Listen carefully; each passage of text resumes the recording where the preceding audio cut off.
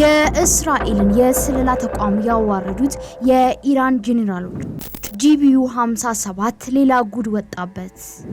ከ12 ቀናት ገደማ በኋላ ኢራንና እስራኤል ጸጥታ ሰፍኖባቸዋል። የሀገራቱ ነዋሪዎችም ለሁለት ሳምንታት ያህል ሰቀቀን ሆኖባቸው ከነበረው ፍንዳታዎች የጥቃት ማስጠንቀቂያዎች ድምጽ እፎይ ብለዋል። የእስራኤልና የኢራን መንግስታት በቅርቡ በነበረው ጥቃት ሁለቱም ድል አድራጊነታቸውን አውጀዋል። በሚያስገርም ሁኔታ ደግሞ እስራኤል ገድያቸዋለሁ ባለቻቸው ጄኔራሎች ዙሪያ እጅግ አነጋጋሪ መረጃ ወጥቷል። የአሜሪካ ጂቢዩ 57 ቦምበር ሌላ አወዛጋቢ መረጃ ወጥቶበታል። ዝርዝር መረጃው በትንታኔያችን የምንመለከት ይሆናል። በማይታመን ቅናሽ ታላቅ የሽያጭ ፕሮግራም ከጊፍት ሪል ስቴት የዓመቱ የበጀት መጠናቀቂያ ቅናሽ ከሰኔ 13 እስከ 23 ብቻ የሚቆይ ቤት እንድገዛ ግን ያስገደደኝ ራሱ የሚሰራውን ስራ በማየት ፈልጌ ነው። በ85,000 ካሬ ላይ ያረፈውን ሁሉን በአንድ ላይ ያካተተው ውብ የመኖሪያ መንደር ውስጥ በተለያዩ የካሬ አማራጭ ለ5 ቀን ብቻ የሚቆይ የሽያጭ ቅናሽ ካምፔን ማዘጋጀቱን ሲገልጽ በደስታ ነው። ለ24 ዓመታት ብዙዎቻችንን የቤት ባለቤት ያደረገው ጊፍት ሪል ስቴት አሁን ደግሞ አራተኛ መንደሩን በመሃል አዲስ አበባ ለገሃር ወይም የቀድሞ ባቡር ጣቢያ ይዞልን መጥቷል። አፓርታማ ቤቶችንና የንግድ ሱቆችን በዝቅተኛ ዋጋ ይግዙ። የአፓርታማ ቤቶች የካሬ አማራጭ ባለ 1 መኝታ 65 ካሬ፣ ባለ 2 መኝታ 108 እና 141 ካሬ፣ ባለ 3 መኝታ 164 ካሬ ናቸው። በዚህ ሰዓት ላይ በአጭርና በረዥም ጊዜ የምናስረክባቸው አፓርትመንትና የንግድ ሱቆች ላይ በ5% ቅድመ ክፍያ 20% እስከ 25% የቤቱ ዋጋ በድርጅቱ የምንሸፍንለት ሲሆን በ85,000 ካሬ ላይ ያረፈው ውብ መንደር ውስጥ 23,000 ካሬ የሚሸፍን የራሱ ፓርክ ወይም ግሪን ኤሪያ ያለው 40/60 የባንክ ብድር የተመቻቸ ሲሆን ሙሉ ለሙሉ በኢትዮጵያ ብር በረዥም ጊዜ ክፍያ አመቻችቶታል። በቂ የሆነ የመኪና ማቆሚያ፣ ዘመናዊ አሳንስርም የተገጠመላቸው፣ ለመብራት መቆጣጠር አስተማማኝ ጄኔሬተር። ለመመዝገብ እና ለተጨማሪ መረጃ በ0993 620503 ይደውሉ። ጊፍት ሪል ስቴት ማህበረሰብን እንገንባ።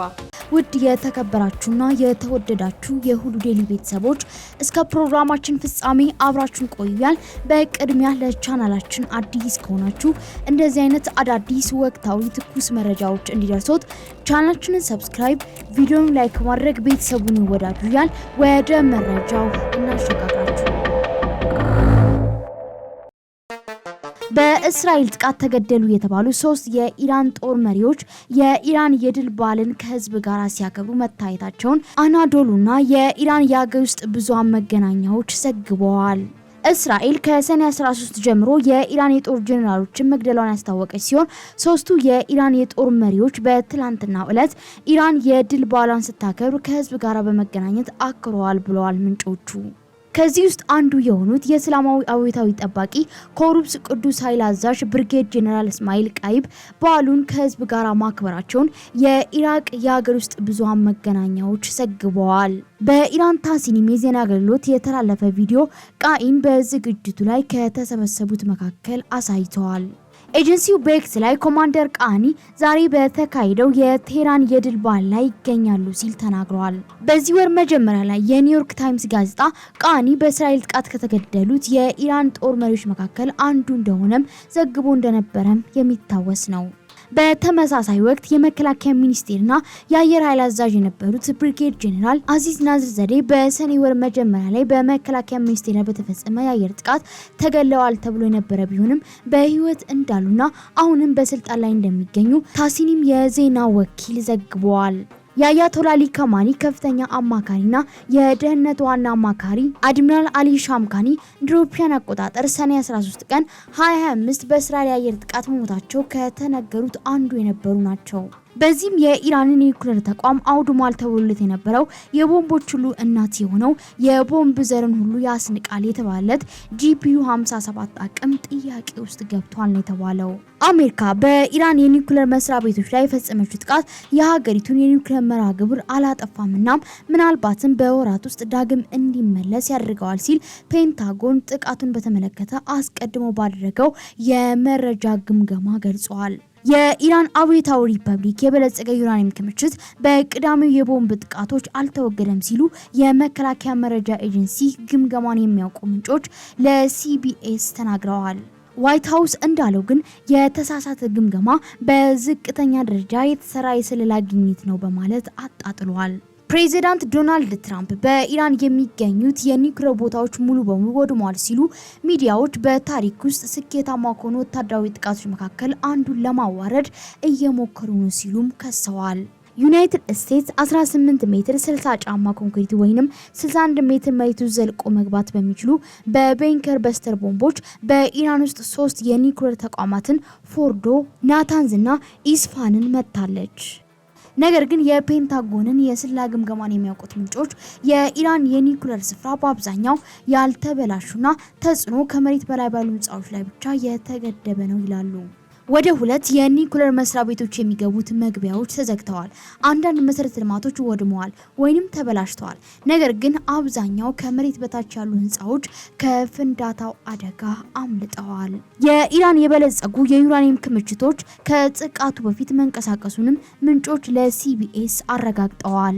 የአሜሪካው 14000 ኪሎ ግራም የሚመዝነው ግዙፉ የኦርዳንስ ቦምብ የኢራንን የኒውክሌር ማበልጸጊያ ተቋማትን ሊያወድም የሚችል ብቸኛው መሳሪያ እንደሆነም ይታሰብ ነበር። ቴህራን የኒውክሌር መርሃ ግብሯ ለሰላማዊ ዓላማ ነው ስትል ሁልጊዜም ትደመጣለች። የሳተላይት ምስሎች በፎርዶ ኒውክሌር ቦታዎች ላይ በሚገኙ 2 የመግቢያ ስፍራዎች ዙሪያ 6 አዲስ ጉድጓዶች እንዲሁም ደግሞ ግራጫ ብናኝና ፍርስራሾችን ያሳያሉ። ድረገጾቹ ከመሬት በታች ምን ያህል ጉዳት እንደደረሰባቸው ግን በምስሎቹ ልክ ግልጽ አይደለም። በሌላ በኩል የአሜሪካ ባለስልጣናት ተልእኮን የተሳካ ነው ሲሉ የእስራኤል ባለስልጣናትም አድንቀዋል።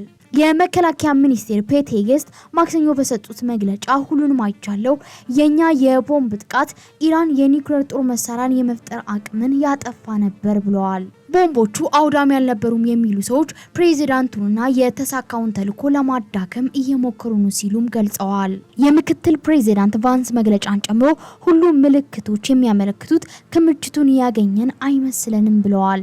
ጥቃቱ ከመድረሱ ቀናት በፊት የጭነት መኪኖች ወደ አንዱ መገልገያ ሲሄዱ የሚያሳዩ ምስሎች የሉም ሲሉም ጠቁመዋል።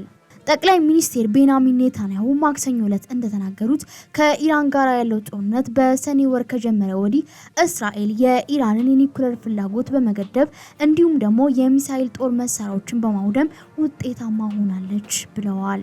ኔታንያሁ በጽህፈት ቤታቸው ባወጡት የቪዲዮ መግለጫ ላይ በእኛ ላይ የነበሩትን ሁሉ ፈጣን የህልውና ስጋቶች አስወግደናል፣ 20 ሺህ የባላስቲክ ሚሳኤሎች ተወግደዋል ብለዋል። የሳውዲ የዜና አውታር አልሃዳት ስማቸው ያልተገለጸ የእስራኤል ምንጭ ጠቅሶ እንደዘገበው እስራኤል አብዛኛው የኢራን የበለጸገ ዩራኒየም በፍርስራሽ ውስጥ የተቀበረ መሆኑን ታውቃለች ብለዋል። አሜሪካ 18 የስለላ ኤጀንሲዎች አሏት። አንዳንድ ጊዜ በተልኳቸውና በአካባቢው ባላቸው እውቀት ላይ ተመስርተው የሚጋጩ ዘገባዎችን ያዘጋጃሉ። ለምሳሌም የአሜሪካ የስለላ ማህበረሰብ በኮቪድ-19 አመጣጥ ላይ አሁንም ስምምነት ላይ አልደረሰም። ወደፊት የስለላ ሪፖርቶቹ በተቋማቱ ላይ የተለያየ ጉዳት ደረጃን የሚያሳዩ ተጨማሪ መረጃዎችን ሊያካትቱ ይችላሉ። የሳይንስና የዓለም አቀፍ ደህንነት ተቋም ፕሬዚዳንትና የሚስጥር የኒውክሌር ጦር መሳሪያ ልማት ኤክስፐርት ዴቪድ ኢራን በአሜሪካ ጥቃት የደረሰባት ጉዳት ማለት የኒውክሌር መርሃ ግብሯን ወደ ነበረበት ለመመለስ ከፍተኛ ጊዜ ኢንቨስትመንትና ጉልበት ይጠይቃል ብለዋል። ፕሬዚዳንቱ በኤክስ ላይ በለጠፉት ጽሁፍ ኢራን በአሜሪካና በእስራኤል ከፍተኛ ክትትል ላይ ናት ሲሉ አክለው ተናግረዋል። እናም እንደገና ለመገንባት ቢሞክሩ ተጨማሪ ጥቃቶች ይጠብቃቸዋልም ብለዋል። ሰኞ ዕለት ኢራን በሺዎች የሚቆጠሩ የአሜሪካ ወታደሮች መገኛ በሆነው ኳታር በሚገኘው አልሁድ የአየር ማረፊያ ላይ የሚሳኤል ጥቃትን በአሜሪካ ላይ የአጸፋ እርምጃ ወስዳለች። ያ ጥቃቱ በአብዛኛው የተጠለፈ ሲሆን ምንም አይነት ጉዳት አልደረሰም። ኢራን ከወሰደችበት አጸፋ በኋላ በፕሬዚዳንት ትራምፕና በኳታር ሸምጋዮች የተኩስ አቁም ስምምነት በኢራንና በእስራኤል መካከል ተደርሷል። ፕሬዚዳንት ዶናልድ ትራምፕ ዩናይትድ ስቴትስ በኢራን የኒውክሌር ተቋማት ላይ የሰነዘረችው ጥቃት የፕሮግራሙን ዋና ክፍሎች አላወደመም የሚለውን የስለላ ግምገማ ተከትሎ በመገናኛ ብዙሃን ላይ ከፍተኛ ወቀሳ ሰንዝረዋል። ትራምፕ በተለይ ሲኤንኤንንና ኒውዮርክ ታይምስን የውሸት ዜና በማሰራጨት ከሷቸዋል። ፕሬዚዳንቱ ትሩ ሶሻል በተሰኘው የማህበራዊ ሚዲያ ገጻቸው ላይ ባስተላለፉትና በካፒታል ሌተር በጻፉት ጠንካራ መልእክት የውሸት ዜና አቅራቢው ሲኤንኤን ከወደቀው ኒውዮርክ ታይምስ ጋር በመተባበር በታሪክ ውስጥ እጅግ ስኬታማ ከሆኑት ወታደራዊ ጥቃቶች አንዱን ለማሳነስ ጥምረት ፈጥሯል ብለዋል። ይህ የፕሬዚዳንቱ ቁጣ የተሰማው ሲኤንኤን አንድ የአሜሪካ የስለላ ግምገማን ጠቅሶ ጥቃቱ የኢራንን የኒውክሌር ፕሮግራም ቢበዛ ለጥቂት ወራት ብቻ ወደ ኋላ እንደመለሰው መዘገቡን ተከትሎ ነው። ትራምፕ ግን ይህንን ዘገባ ሙሉ በሙሉ ውድቅ አድርገዋል። በኢራን የሚገኙ የኒውክሌር ተቋማት ሙሉ በሙሉ ወድመዋል ሲሉ በመልእክታቸው ላይ አረጋግጠዋል። አክለውም ሁለቱም የመገናኛ ብዙሃን ተቋማት በህዝብ ዘንድ ከፍተኛ ወቀሳ የደረሰባቸው ነው በማለትም ተችተዋል። ይህ ክስተት በፕሬዚዳንቱ የፖለቲካ መግለጫና በስለላ ተቋማቱ ሙያዊ ግምገማ መካከል የተፈጠረውን ከፍተኛ ልዩነት በድጋሚ አጉልቶ ያሳያል። የትራምፕ አስተዳደር የጥቃቱን ስኬታማነት በይፋ ሲያስተጋባ፣ የስለላ ተቋማቱ ግን የጉዳቱን መጠን ውስንነት በመግለጽ ላይ ናቸው። ይህ ሁኔታ የጥቃቱን ትክክለኛ ውጤት በተመለከተ በህዝቡ ዘንድ ግራ መጋባትን መፍጠሩ አይቀርም ሲሉ አስተያየት ሰጪዎች ይናገራሉ። ውድ የተከበራችሁ የሁሉ ዴይሊ ቤተሰቦች የዛሬው ዝግጅታችን ይሄን ይመስል ነበር። ባረስናችሁ መረጃ እንደ ተደስታችሁበትና ስለዚህ የእስራኤልን የስለላ ተቋም ያወረዱት የኢራን ጄኔራሎችና ስለ ጂፒዩ 57 ሌላ ጉድ በቂ መረጃ እንዳገኛችሁበት እናምናለን። የዛሬውን አበቃን። በቀጣይ ለእናንተ የሚያስገርሙ የሚያዝናኑና የሚያስተምሩ እንዲሁም ደግሞ እናንተን ይጠቅማሉ ብለን የምናስባቸው መረጃዎች ይዘን እንቀርባለን። ቪዲዮን ላይክ፣ ቻናሉን ሰብስክራይብ በማድረግ የደውል ምልክቱን መጫኑን እንዳይረሱ። በቀጣይ ቪዲዮ እስከምንገናኝ ሰላም ለሀገራችን ይሁን።